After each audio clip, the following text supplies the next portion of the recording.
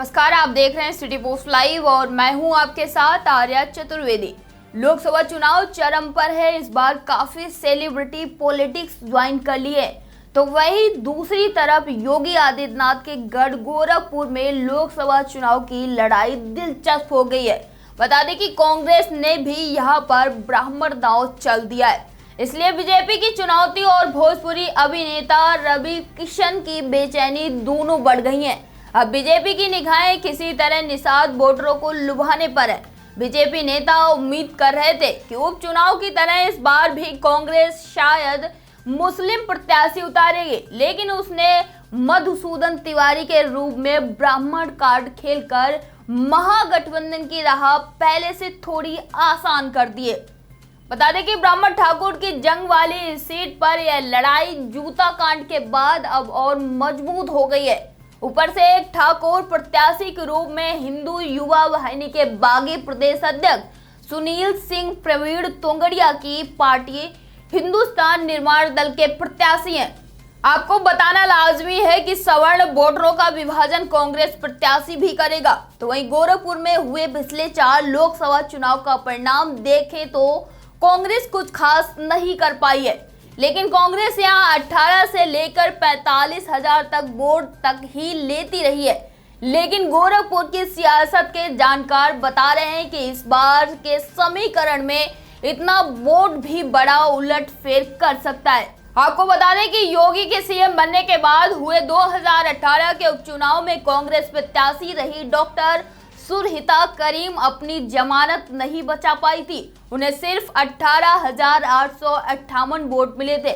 तो वहीं 2004 के लोकसभा चुनाव में कांग्रेस के शरदेंदु पांडे ने 33,477 वोट लिए थे, जबकि 2009 में इसके उम्मीदवार लालचंद निषाद को 30,226 वोट ही हासिल हुए थे। इसके साथ ही बता दें 2014 के चुनाव में उसके प्रत्याशी अष्टभुजा प्रसाद त्रिपाठी को मोदी लहर में 45,719 वोट मिले थे। बता दें कि गोरखपुर के वरिष्ठ पत्रकार राजीव दत्त पांडे कहते हैं कि इस बार भी कांग्रेस को 50,000 के आसपास वोट मिलने की संभावना है। कांग्रेस के इस दांव ने बीजेपी प्रत्याशी रवि किशन की बेचैनी बढ़ा दी है। पांडे कहते हैं मधुसूदन तिवारी यहाँ के जाने माने वकील हैं, उत्तर प्रदेश बार काउंसिलिंग के सदस्य हैं। उनके वकीलों में अच्छी पैठ है, कई मशहूर लोगों के वे केस लड़ते हैं। ऊपर से रवि किशन के बाहरी होने का मुद्दा, स्थानीय कार्यकर्ताओं को टिकट न मिलने का रोष, यह सब बीजेपी की मुश्किल बढ़ा रहा है। पांडे के मुताबिक सपा बसपा गठबंधन के प्रत्याशी राम भुआल निषाद का रास्ता कांग्रेस ने थोड़ा आसान कर दिया है। बता दें कि गोरखपुर की 3 विधानसभा सीटों पिपराइच, कैंपियरगंज और सहजनवा में निषाद समुदाय की अच्छी संख्या है। पूर्व विधायक राजमती निषाद और उनके बेटे अमरेंद्र भी बीजेपी छोड़कर दोबारा सपा में आ गए। तो वहीं 2014 में राजमती निषाद ही सपा प्रत्याशी थी। उन्हें 2.25 लाख वोट मिले थे।